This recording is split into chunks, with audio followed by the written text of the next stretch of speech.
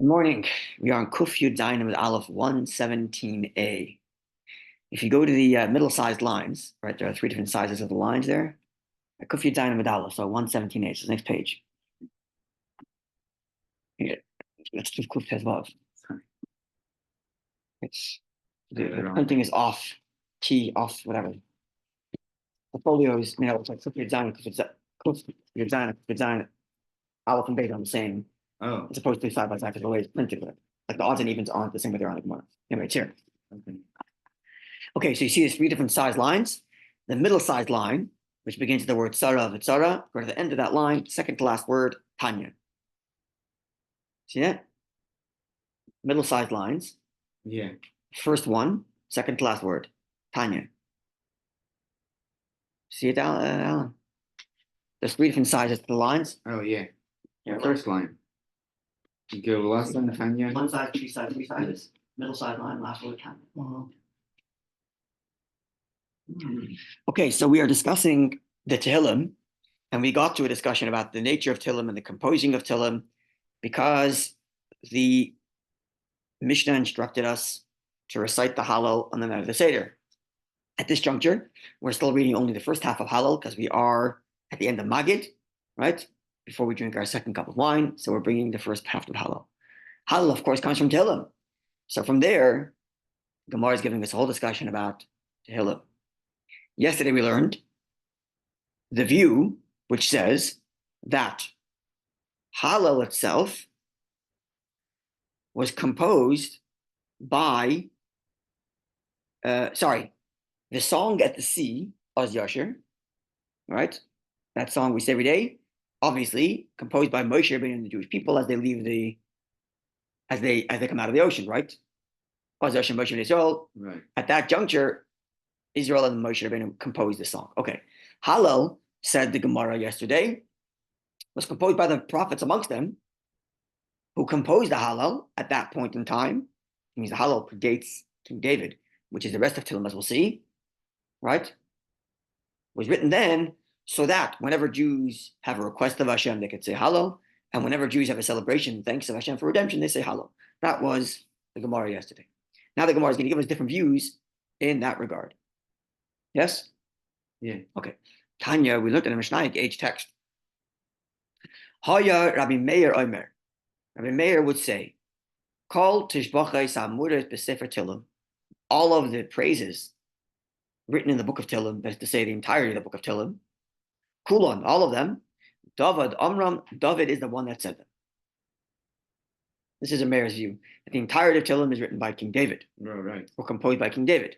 Shenemar, as the verse reads, the Pasuk says in Tehillim, Kalu tefilos David ben Yishai. Thus concludes the prayers of David, son of Yishai. That's literally a translation. Right. Says Rabbi Meir, Al tikri kalu. Don't read it simply as kalu, thus has been completed. Ella, read it as kal elu, all of these. As if to say, all of this, as opposed to reading it, thus concludes the prayers of King David, because meaning the simple reading is that it's the end of a chapter, and the end of a chapter says, thus concludes, it's like, thus concludes the poem of whatever. Right. So this concludes the prayer of King David. But he's reading it to mean, the word thus conclude, which is kalu, he reads it, kal elu, all of these composed by King David. This is Rabbi Meir's view. I read it in the Nino book one time, a few months ago, that there was 3 or 4 authors. We're not done. We're not done. Then there's Asaph, and then there's... Okay, but that all could be King David referring to himself in different ways. Oh, wow. Or King David referring to what Moshe Rabbeinu would have said, right? Because some of them say Tefillah Moshe, prayer unto Moshe, right? So it's David Melech describing what Moshe did say or would have said, or right? But it's all still, at least according to Meir's view, all composed by King David. It's like, when you write poetry, you can like kind of write about a historical figure and how they would talk or what they would say through your words. Right. But it's like so that's one way of understanding how King David would have written what Moshe Rabbeinu said.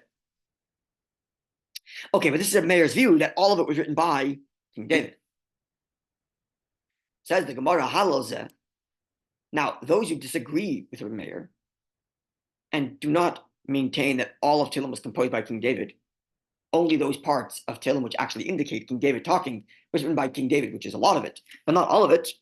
as we just noted, some of it says Tefillah Moshe, Asaf or whatever.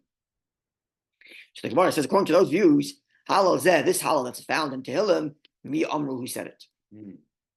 If you reject a mayor's view, then who's the author of Halal? So says the Gemara, Rabbi Yosi says, Elazar b'ni Omer, my son Elazar tells me, this is very interesting. Rabbi Yosi is quoting his son. Usually it's a son quoting the father. Here Rabbi Yosi is saying proudly, my son Elazar, this is his view. Namely, Moshe v'Yisrael amruhu b'shah sha'olam anayam. Moshe Rabbeinu and the Jewish people said it when they came out of the ocean. In addition to Oz Yasha, they actually said Halal. So now we have three views about who wrote Halal.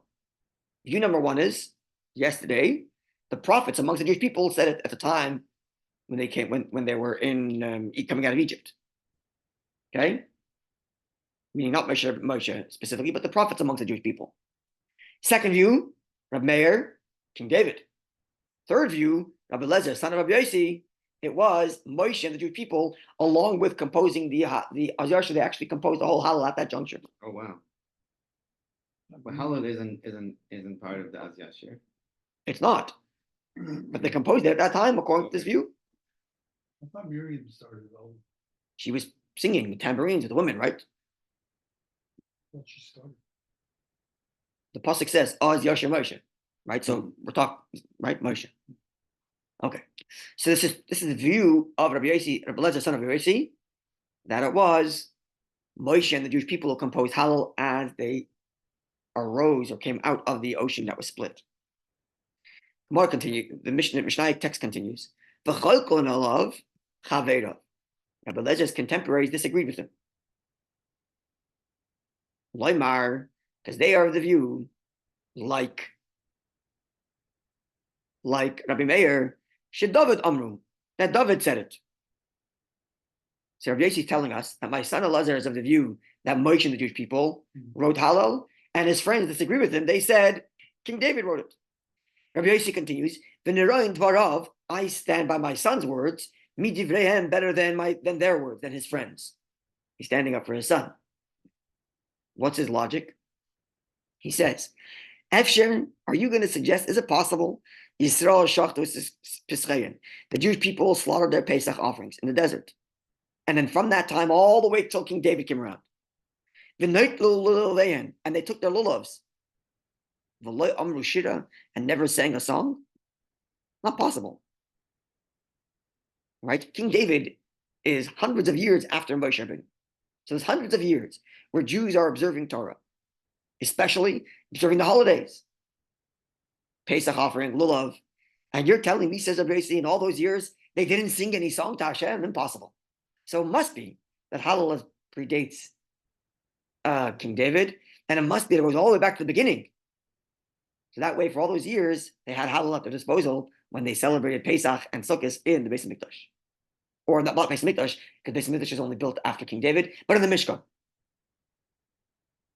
Yeah, clear, Meir, with me? That's logic.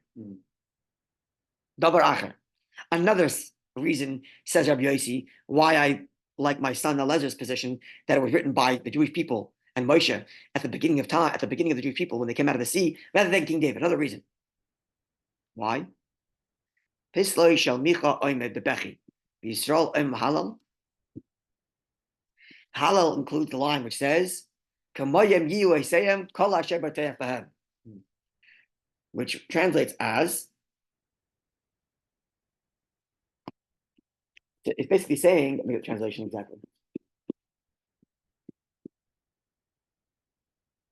This is what Tehillim says. Okay. It makes fun of idol worshippers. The Tehillim says this, it says the Halal. Their idols are silver and gold.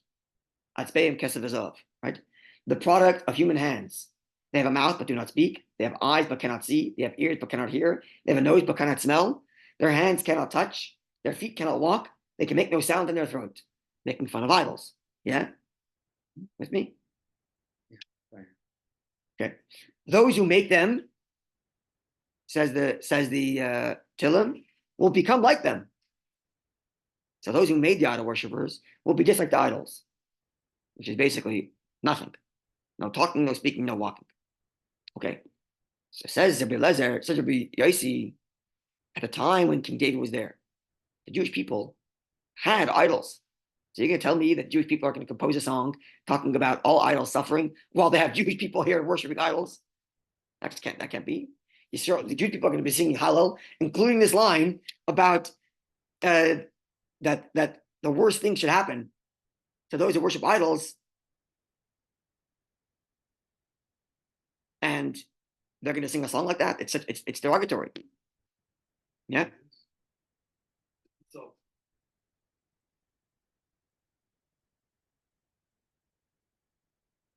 Which is interesting.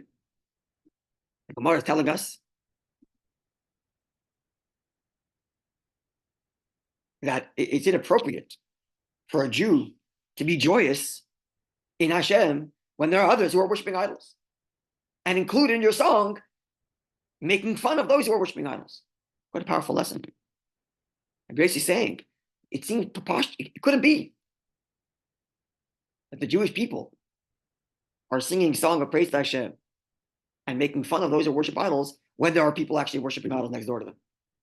Not something they can do. They should be in first of all, in mourning over the fact that their Jewish people, brethren, are worshiping idols. They wouldn't be singing a song like that. Number two, they should be engaged in trying to bring them away from idol worshiping, not making songs about how terrible they are and how much they should be destroyed. Very powerful lesson from the Gemara here about not celebrating, God forbid, the secularism of others, or talking about how they should be destroyed or whatnot. Not appropriate. When nobody's worshiping idols, like in the times of Moshe Rabbeinu, that's when they can make a song about that. But not when Pesach Micha is there. The Jewish people are going to be singing the song. Doesn't sound appropriate. wrong place, wrong time. Wrong place, wrong time.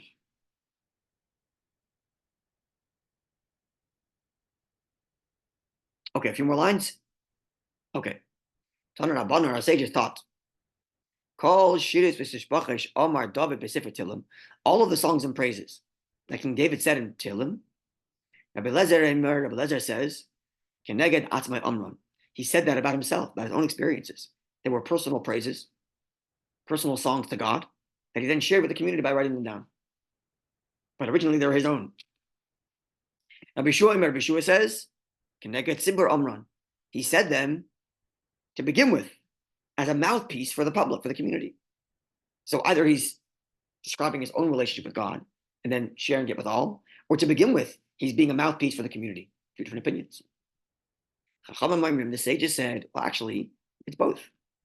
Yesh behem keneged tzibur. There are amongst Tehillim those songs that are said as the mouthpiece for the community. Yesh behem keneged atzman. And there are those songs, those psalms, which are said describing his own experience.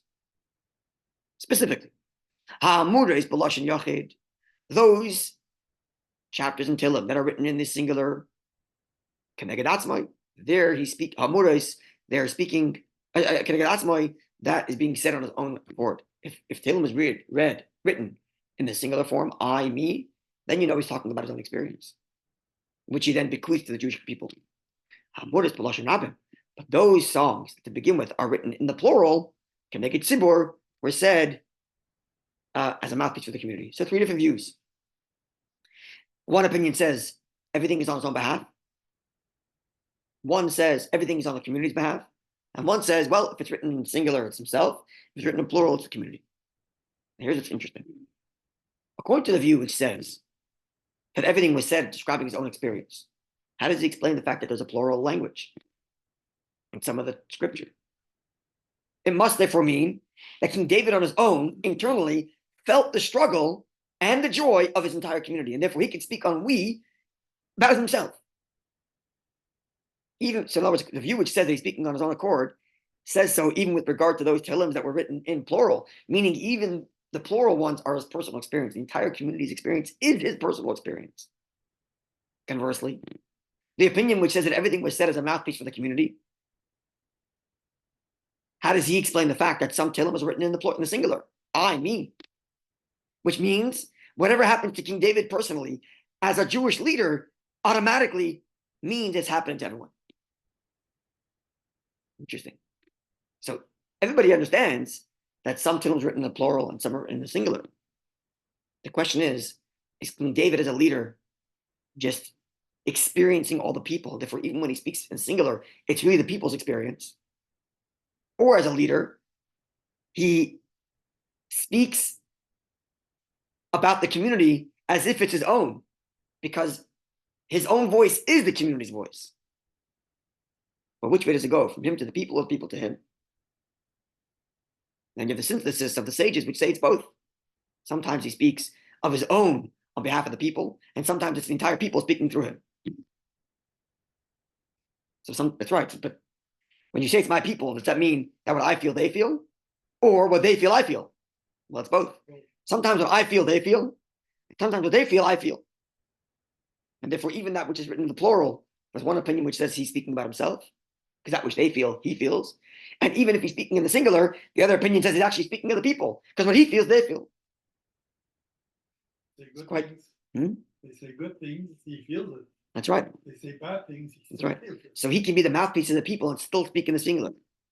And he can be speaking of himself and still be speaking of the people. Right. Because he and the people are intrinsically one. As a good Jewish leader. Like Rashi says about Moshe Rabbeinu, that the Jewish people are Moshe and Moshe are the people. Because the leader is all the people. King David is the same kind of thing. He is all the people and all the people are him. And the question is which direction is it going? He's speaking on behalf of the people because he feels what they feel. Or they feel what he says, what he feels, and therefore whatever he says is really on their behalf too. Now the Chacham and the sages they give the synthesis that sometimes it's this way and sometimes it's that way. That's the goal. Sorry? That's the goal. Yeah. Okay, stop over here, and God willing on Monday, we're going to look at different expressions in Tehillim and what they indicate to us. Have a wonderful day and a good Erev Shabbos.